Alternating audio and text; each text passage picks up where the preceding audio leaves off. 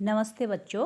कल तक हमने भारत की खोज में पढ़ा कि नेहरू जी ने इतिहास लेखन के लिए विविध पुस्तकों का अध्ययन किया, साथ ही भारत की अनेक यात्राएं की, वहाँ अनेक स्मारक देखे, नदियाँ देखी, पहाड़ देखी, भारत के प्राचीन इतिहास से वो परिचित हुए। तो इतना करने के बाद पंडित जवाहरलाल नेहरू भारत के अपने जो पूर्वज थे उनसे और भारत का जो इतिहास था उससे एक आत्मीयता महसूस करने लगे थे। अब आज हम पढ़ेंगे भारत की शक्ति और सीमा। इसमें पंडित जवाहरलाल नेहरू जी ने बताया है कि भारत की जो शक्ति थी, आखिर जिस भारत को हम सोने की चिड़िया कहा करते थे, वो शक्ति उसकी धीरे धीरे कम क्यों हो गई और ऐसा दौर क्यों आया कि भारत गुलाम देश बन गया। तो चलिए हम शुरू करते हैं। भारत की शक्ति के स्रोतों और उसके पतन और नाश के कारणों की खोज लंबी और उलझी हुई है। क्या कह रहे हैं लेखक कि भारत के शक्ति के जो स्रोत थे, जहाँ जहाँ से भारत को शक्ति प्राप्त हुई थी, और उतना शक्तिशाली होने के बाद जो उसका पतन हो गया, जो गिरावट आई भारत में और उसकी शक्ति का जो नाश हुआ, ये बड़ी लंबी कहानी है। कह रहे हैं बड़ी उलझी हुई कहानी है, लेकिन फिर भी कुछ कारण वो बताएंगे। कहते हैं पर उसके पतन के हाल के कारण पर्याप्त स्पष्ट है। कह रहे हैं लेकिन अभी भारत का क्यों पतन हुआ था, क्यों विकास में वो पीछे रह गया था, ये कारण बड़े स्पष्ट है, बता रहे हैं। क्या कारण है बताया उन्होंने, देखिए।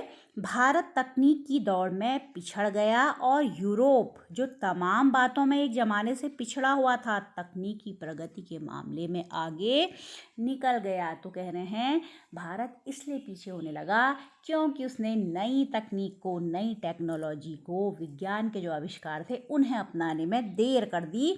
और यूरोप के देश जो एक ज़माने में कई बातों में पिछड़े हुए थे, उन्होंने नई तकनीक को अपना लिया, विज्ञान के आविष्कारों का उन्होंने उपयोग किया, उससे वो आगे बढ़ने लगे। तात्पर्य क्या है कि ज़माने के साथ बढ़ने की जो एक प्रक्रिया थी, वहाँ पर भारत इसमें पीछे हो गया बच्चों। ठीक है, आगे देखते हैं। अब क्या कहना है, देखो। इस तकनीकी विकास के पीछे विज्ञान की चेतना थी तथा हौसलामंद जीवनी शक्ति और मानसिकता थी। तो कह रहे हैं यूरोप के देशों का तकनीकी विकास, टेक्नोलॉजी में वो क्यों आगे बढ़े, मशीनों के प्रयोग में, उपकरणों के प्रयोग में क्यों आगे बढ़े, कह रहे हैं क्योंकि उनके अंदर विज्ञान की चेतना आ गई थी। विज्ञान बच्चों आप लोग पढ़ते हैं ना, विज्ञान में व्यक्ति क्या करता है कि किसी भी चीज़ का प्रयोग वो तर्क के आधार पर करता है, निरीक्षण और परीक्षण करने के बाद ही चीज़ों का इस्तेमाल करता है। तो ये एक व्यक्ति के अंदर एक चेतना आ जाती है कि वो व्यर्थ में ही चीज़ों को स्वीकार न करे, किसी अंधविश्वास के चलते, रूढ़िवादिता के चलते स्वीकार न करे, बल्कि देख परख कर कि क्या चीज़ें सही हैं, क्या अनुचित हैं, इस तरह से परीक्षण करें। ये है विज्ञान की चेतना। तो यही विज्ञान की चेतना और एक हौसलामंद जीवनी किसके पास आ गई थी, यूरोप के पास आ गई थी। हौसलामंद यानी जोश वाली जीवनी शक्ति और मानसिकता यूरोप के अंदर आ गई थी।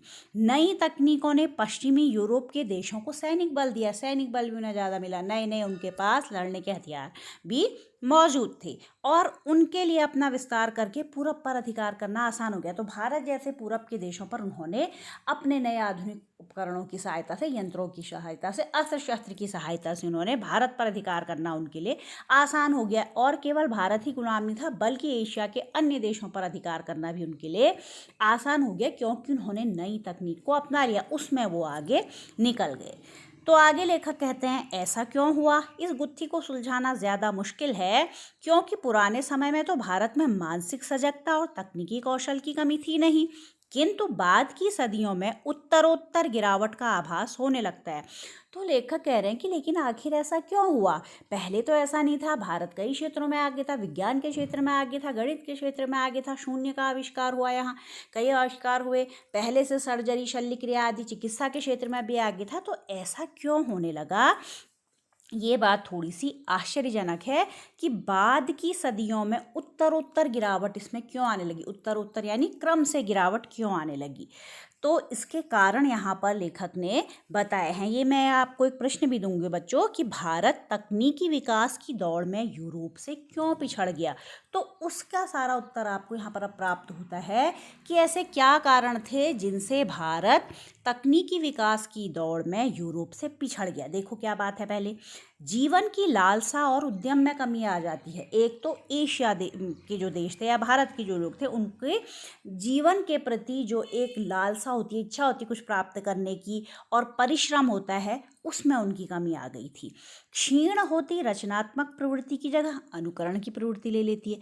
रचनात्मक प्रवृत्ति क्या होती है कि कुछ नया आविष्कार करने की इच्छा, कुछ नया सृजन करने की इच्छा, तो वो इच्छा तो कम होने लगी, बल्कि उनके अंदर क्या इच्छाएं जन्म लेने लगी, दूसरे के नकल करने की। क्योंकि भारत एक गुलाम देश हो चुका था, और गुलाम देशों में अक्सर क्या होता है बच्चों कि जिसने उन्हें गुलाम किया होता है उसका अनुकरण करने लगते हैं, उसकी सारी बातें उन्हें अच्छी लगती हैं। तो भारत में क्या हो गया था, रचनात्मक प्रवृत्ति की जगह अनुकरण की प्रवृत्ति आ गई थी। और कामयाबी के साथ विद्रोही विचार पद्धति ने प्रकृति और ब्रह्मांड के रहस्यों को भेदने का प्रयास किया था।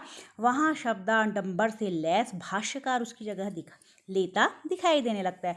तो पहले कह रहे हैं भारत ने क्या किया था, भारत में भी लोगों ने विज्ञान के अनेक तथ्य खोजे थे, प्रकृति के संबंध, ब्रह्मांड में क्या क्या रहस्य हैं, ये सारी चीज़ें खोजी थी। लेकिन अब उसकी जगह क्या आ गई थी, शब्दाडंबर से लैस भाष्यकार। मतलब केवल पुरानी जो किताबें लिखी हुई हैं उनकी व्याख्या करने वाला भाष्यकार। भाष्यकार होता है पुरानी जो किताबें लिखी हैं उनकी विवेचना करना। तो वो अपने नए नए शब्दों की बनावट से, अपने बोलने के तरीके से बस लोगों को प्रभावित करने का काम था, और वास्तव में जो होना चाहिए था वो नहीं था। और बताया है, भव्य कला और मूर्ति निर्माण का स्थान जटिल पच्चीकारी वाली सावधानी से की गई नक्काशी लेने लगी। अभी तक क्या हुआ था, भारत में बड़े बड़े भवन बने थे, भव्य सुंदर मूर्तिकला थी, लेकिन अब उसकी जगह क्या आ गई थी, बिल्कुल एकदम बारीक कलाकारी वाले डिज़ाइन, वो नक्काशी अब होने लगी थी। और देखिए, प्रभावी किंतु सरल, सजीव और समृद्ध भाषा की जगह अत्यंत अलंकृत और जटिल साहित्य शैली ने ली। मतलब हर जगह बदलाव आ रहा था। क्या हुआ, ऐसी भाषा जो लोगों के समझने योग्य है, सरल है, जो जन भाषा है, उसकी जगह कैसी भाषा लोग प्रयोग करने लगे, अत्यंत अलंकृत और जटिल, जिसे साधारण आदमी समझ ही ना पाए।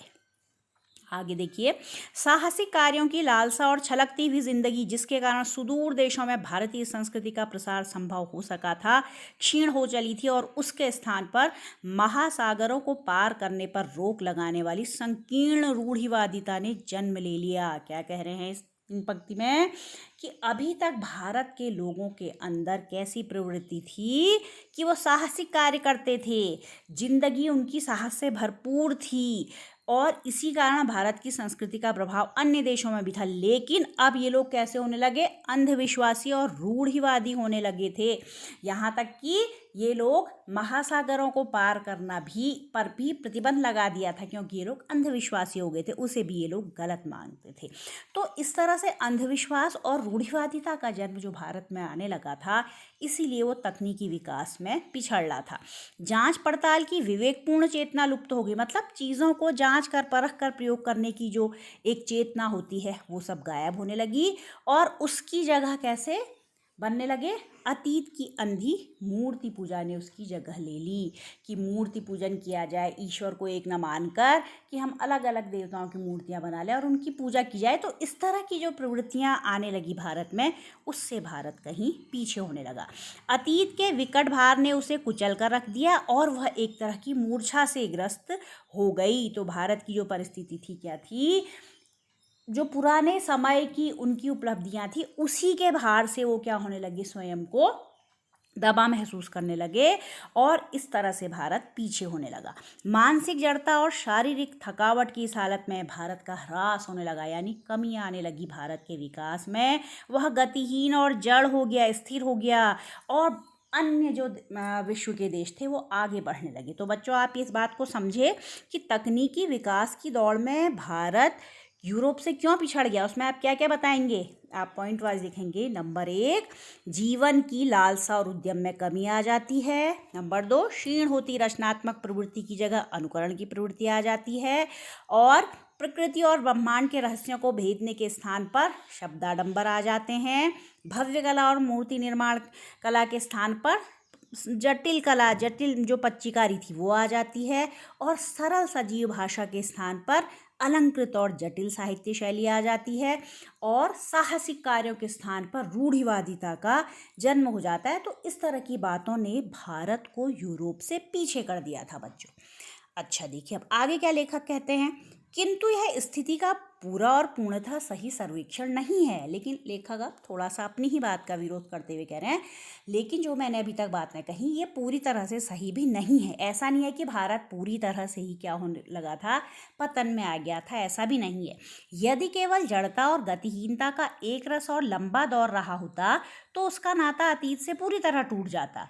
एक युग का अंत और उसके ध्वंसावशेषों पर किसी नई चीज़ का निर्माण होता। कह रहे हैं कि ऐसा भी नहीं है कि भारत में सभी चीज़ें छूट गई हैं, लेकिन अधिकांश जगह ऐसा हुआ कि भारत जड़ हो गया, स्थिर हो गया, गतिहीन हो गया, लेकिन फिर भी जो उसके पुराने समय की उपलब्धियां थी उससे पूरी तरह से उसने खुद को अलग नहीं किया। इस तरह का क्रमभंग नहीं हुआ और भारत में भी निरंतरता बनी रही।